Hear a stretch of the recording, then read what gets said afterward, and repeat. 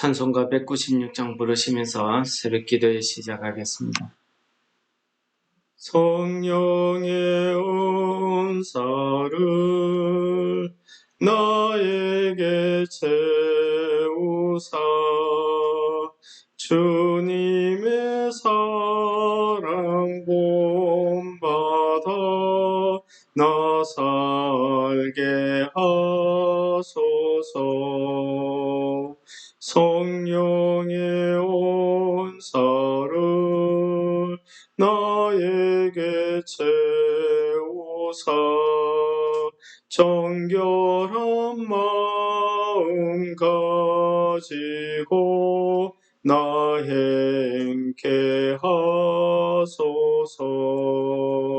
성령의 은사를 나에게 채우사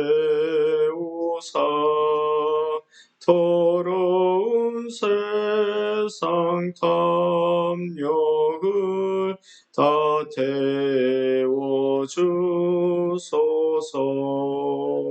성령의 은사를 나에게 채우사 영원한 주님 나라에 나 살게 하소서. 아멘. 오늘은 본문 말씀 레위기 21장 10절에서 15절까지 말씀만 봉독하도록 하겠습니다. 자기의 형제 중 관유로 부음을 받고 위임되어 그 예복을 입은 대제사장은 그의 머리를 풀지 말며 그의 옷을 찢지 말며 어떤 시체든지 가까이 하지 말지니 그의 부모로 말미암아서도 더러워지게 하지 말며 그 성소에서 나오지 말며 그의 하나님의 성소를 속되게 하지 말라. 이는 여호와 하나님께서 성별하신 관유가 그 위에 있음이니라. 나는 여호와이니라.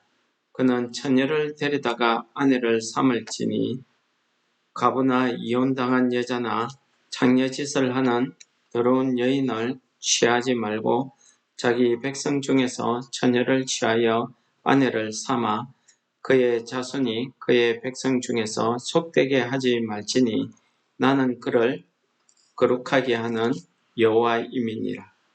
아멘.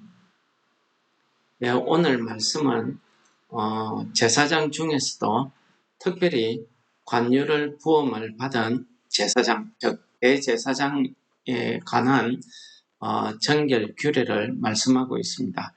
대제사장이 일반 제사장들보다도 훨씬 더 엄격하게 정결 규례를 지키도록 명하고 있습니다. 그것은 우리 시체에 대해서, 죽은 시체에 대해서 취급할 때에도 일반 제사장들은 자기 식구, 자기 피부친 가족에 대해서는 그 시체를 만져도 부정함을 면했지만은 오늘 대제사장인 경우에는 그 부모의 시체도 만지지 말도록 하고 있습니다. 그리고 그의 생활을 보면은 성소에서 나오지 말라고 합니다. 이것은 항상 성소에서 먹고 살아라 그런 뜻이 아니라 성소의 일을 하고 있는 동안에 바깥에서 자기 신변이나 자기 가족이나 누구에게 무슨 일이 일어나더라도 하나님의 일을 하고 있는 데에는 거기에서 그 일을 버려두고 놓으면 안 된다는 그런 뜻을 말씀하고 있는 것입니다. 그러므로 대제사장이 되어서 성소 안에 들어가게 되면은 그는 성소의 일을 다 마치고 에봇을 벗어두고 자기가 입는 옷으로 갈아입고 나오기까지는 바깥에서 자기 집안에 또 자기 신변에 어떤 일이 일어나도 나와서는 안 된다는 그런 엄격한 규정을 하나님께서 요구하고 있습니다. 그 다음에 보시면은 결혼 생활도 마찬가지입니다. 결혼할 때에 이혼한 여자라든지 뭐 이런 여러 가지 여자의 경우를 말씀하고 있는데 이런 경우들은 다 보면은 순수한 처녀의 상태가 아니라 한번 다른 남자를 거친 상태가 되겠습니다. 그래서 하나님의 거룩한 일을 감당하는 대제사장으로서의 그 직분을 감당하는 데 있어서 그를 속되게 하기 때문에 부정하게 하기 때문에 그런 사람과 결혼해서는 안 된다는 말씀까지도 하고 있습니다. 그러면서 그 일을 통해서 그의 자손들이 계속해서 제사장의 직분을 이어받을 수 있도록 하라는 그런 의미가 그 속에 포함되어 있다고 말씀드릴 수가 있겠습니다. 하나님께서 이 제사장 직분에 대해서 이렇게 엄격하게 말씀하시는 것은 오늘 본문 말씀에 보시면은 관유를 부었기 때문이라고 말씀하고 있습니다. 이 관유는 어떤 것이냐 하면은 출애굽기 30장 22절 23절에 아주 자세히 나와 있습니다. 관유라는 것은 몰약 500세겔과 그 다음에 육개 250세겔, 창포 250세겔, 계피 500세겔, 그리고 감낭기름 한 흰을 가지고 만드는 기름으로서 이 기름은 성소에 있는 모든 기구들을 거룩하게 하는데 사용이 됩니다. 그 다음에 이 관유는 제사장을 세울 때에, 특히 대제사장을 세울 때에는 그의 머리에서부터 발끝까지 흠뻑 젖도록 관유를 붓게 되어 있고, 일반 제사장인 경우에는 관유를 붓거나 혹은 관유를 바르거나 이렇게 하게 되어 있습니다. 어쨌든 이 관유가 쓰인 것은 하나님께서 시내산에서 모세에게 관유를 만드는 것부터 관유를 사용하는 법까지 다 말씀하신 그 이유로 보통 그 제사장을 임명한다든지 이스라엘의 왕을 임명하는 경우, 예를 들어서 사무엘이 다윗 왕을 임명하기 위해서 다윗 왕을 찾아가서 그 머리에 감람류, 즉 관유를 붓는 장면이 나옵니다.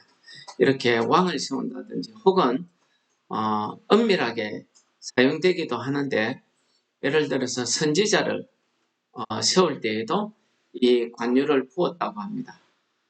이렇게 하나님께서 관유를 붓는 경우가 이와 같은 세 가지 경우인데, 이 세 가지 경우 다 하나님께서 특별한 사명을 주시고 그를 거룩한 하나님의 일을 감당하도록 하기 위해서 이러한 관유를 부었다고 말씀드릴 수가 있겠습니다. 그러면은 이 관유가 이 구약 시대에는 이렇게 관유로 기름 부음을 받아서 이렇게 제사장이나 왕이나 선지자를 세운다든지 성소에 있는 모든 성물을, 기구들을 거룩하게 하는데 사용이 되었다고 하면은 신약 시대에서는 어떨까요? 신약 시대에서는 베드로전서 2장 9절에 베드로 사도는 이렇게 이야기합니다. 그러나 너희는 택하신 족속이요 왕같은 제사장들이요 거룩한 나라요 그의 소유된 백성이니, 즉 하나님의 백성이라는 말씀입니다. 이는 너희를 어두운 데서 불러내어, 그러니까 죄악된 상태, 구원받지 못한 상태, 죄의 상태에서 구원해 내었다는 말씀이죠. 그의 기이한 빛에 들어가게 하신 이의 아름다운 덕을 선포하게 하려 하심이라고 말씀하고 있습니다. 여기에서 보면은 우리를 왕같은 제사장이라고 이렇게 말씀하고 있습니다. 같은 말씀으로 하나님께서 우리를 부르신 것은 베드로전서 2장 5절에서는 우리를 제사장으로 세우기 위해서 불렀다고 또 말씀하고 있습니다. 다시 말씀드려서 우리는 신약 시대 이후에는 하나님께서 우리를 그냥 하나님의 자녀로 부른 것이 아니라 하나님의 제사장으로 세우기 위해서 불렀다는 것입니다. 그러면은 그 기름 부음이 구약 시대에 그 기름 부었다는 그 내용을 오늘날 우리는 어떻게 받아들입니까? 오늘날 우리 은혜의 시대에 사는 우리들에게는 이 기름 부음을 성령 부음으로 이렇게 받아들이고 있습니다. 그러므로 우리가 성령의 부으심을 받게 되면은 부으심에 대해서 바울 사도는 고린도후서 1장 21절에서 22절까지 이렇게 말씀하고 있습니다. 우리는 너희와 함께 그리스도 안에서 굳건하게 하시고 우리에게 기름을 부으신 이는 하나님이시니 하나님이 또한 우리에게 인치시고 보증으로 우리 마음에 성령을 주셨느니라. 즉 하나님께서 우리에게 기름을 부으시고 우리 마음에 성령을 부어주셨다는 말씀을 하고 있습니다. 성령을 주셨다는 말씀을 하고 있습니다. 그러므로 오순절날 성령이 임하신 이래로 지금까지 우리가 기름 부음을 성령을 주셨다 이런 의미로 우리가 받아들이고 또 교회에서 그렇게 사용하고 가르치고 있습니다. 그렇다고 하면 오늘 관유로 우리가 기름 부음을 받았다. 관유로 부음을 받았다는 이 말씀은 무슨 말씀이겠습니까? 이 말씀은 다름이 아니라 우리가 하나님의 성령을 받았다. 성령의 부으심을 받았다. 이런 말로 대체할 수가 있겠습니다. 이렇게 대체할 수 있는 이유의 또 하나는 관유를 보시면은 아까 말씀드린 대로 관유는 여러 가지 재료를 가지고 만들게 되어 있습니다. 그런데 이 재료들 하나하나를 살펴보면은 이 재료들이 다 무엇을 예표하고 상징하냐면은 예수 그리스도를 예표하고 상징합니다. 예를 들어서 감람유라는 것은 순수한 순결한 하나님의 그 감람 기름으로서 하나님의 영, 즉 성령을 나타내는 것이고, 모략이라는 것은 주로 죽은 자들에게 바르는 방부제로 사용이 되었습니다. 그래서 이 모략은 예수 그리스도의 죽음을 상징한다고 이렇게 말씀드릴 수가 있겠습니다. 육계라는 것은 개수나무의 두꺼운 껍질 안에서 나오는 그 향료인데 이것을 체온에 바르게 하면은 그 심장에 자극을 주는 이런 효과가 있다고 합니다. 이것은 그리스도의 고난을 상징한다고 말씀드릴 수가 있겠습니다. 창포라는 것은 히브리어 뜻으로 일어선다는 그런 뜻을 가지고 있습니다. 물가에서 나는 그런 부들과 같은 것인데 높이나 지는 땅에서 이렇게 자라나는 풀입니다. 이게 향기가 나는 것이기 때문에 예수 그리스도의 부활을 상징한다고 성경은 이야기하고 있습니다. 계피는 어떻습니까? 계피라는 것은 방부제의 역할을 합니다. 악한 그 여러 가지 그 짐승 그 해충들이 오는 것을 막아주는 이런 역할을 하죠. 그래서 우리가 모기를 쫓을 때에도 계피를 이용을 해서 물에 타서 이렇게 쫓기도 합니다. 마찬가지로 이것은 예수 그리스도의 부활의 능력을 나타내는 것으로 이 예수 그리스도의 부활의 능력이 오늘날 우리 마음에 있는 악한 마귀를 쫓아내는 그런 능력을 말씀한다고 상징한다고 이렇게 말씀드릴 수가 있겠습니다.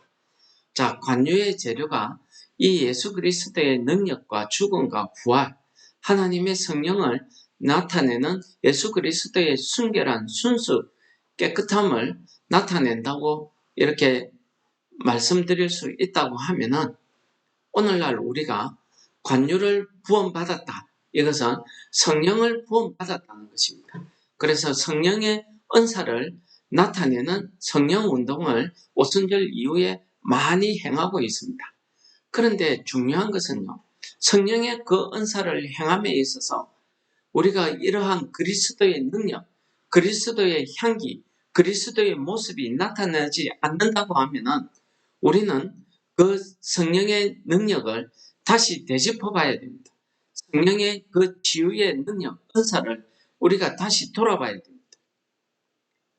우리는 성령의 능력으로 여러 가지 믿음을 나타내기 위해서 방언을 하기도 하고 예언의 능력을 나타내기도 하고 기도를 하기도 하고 합니다.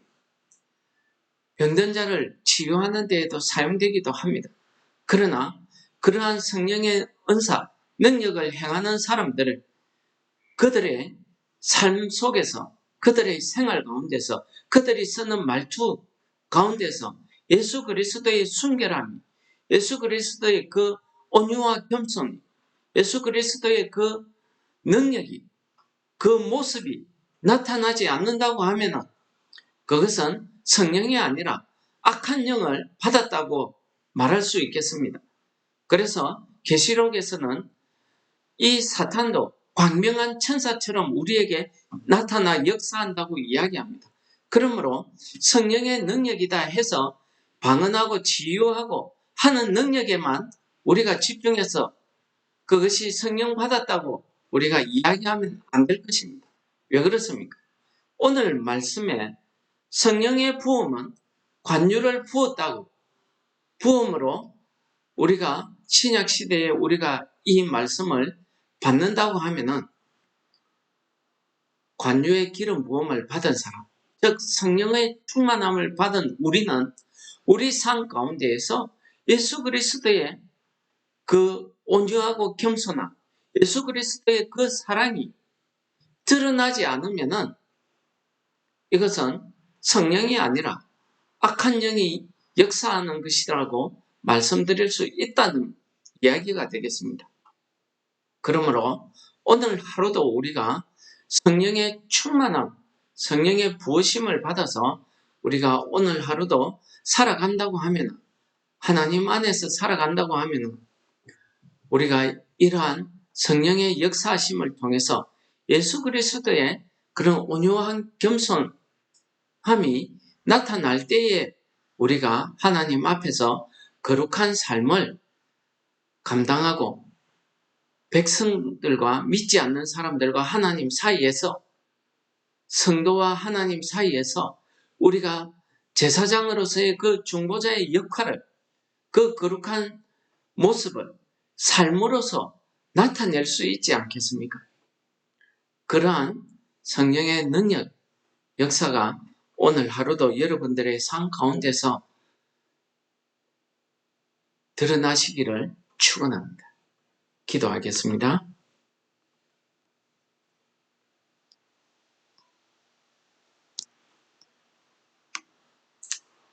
거룩하신 하나님 아버지 감사합니다. 오늘 말씀을 통해서 우리가 하나님의 기름 부으심을, 그 능력의 역사를, 그 하나님의 뜻을 깨닫게 하심을 감사합니다. 오늘날 성령을 우리에게 부어주셨는데 이 성령의 부으심을 힘입어서 우리가 오늘 하루도 하나님 아버지 앞에서 거룩함을 감당할 수 있도록 우리를 인도하여 주시옵소서. 우리 심령 가운데 성령의 충만함이 오늘 하루도 우리 가운데 역사하셔서 우리를 통해서 예수 그리스도의 그 온유하고 겸손한 모습이, 하나님의 그 거룩하심이, 하나님의 그 사랑이 드러나는 하루의 삶이 될 수 있도록 성령 하나님 인도하여 주시옵소서. 예수님 이름으로 감사 기도드립니다. 아멘. 이 말씀을 생각하시면서 기도하시겠습니다.